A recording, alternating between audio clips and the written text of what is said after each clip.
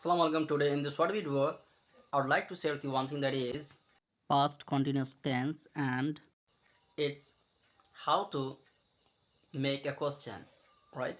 Like they were playing football. তারা football খেলছিল। But if I make a question, তারা কি ফুটবল খেলছিল?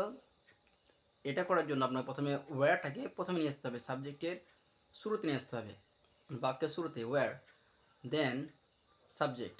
ওকে, তো ওয়্যার দে প্লেয়িং ফুটবল, তারা কি ফুটবল খেলছিল, তো ওয়্যার দে প্লেয়িং ফুটবল।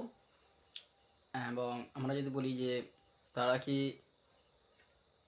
পড়াশোনা করছিল, ওয়্যার দে স্টাডিং, তারা কি স্কুলে যাচ্ছিল, were they going to school, তারা কি ইংরেজি প্র্যাকটিস করছিল, were they practicing English. So if you practice your English like this way, then I think you can be able to become a fluent English speaker just by practicing like this way. I hope you understand. Thanks for watching. Assalamu alaikum.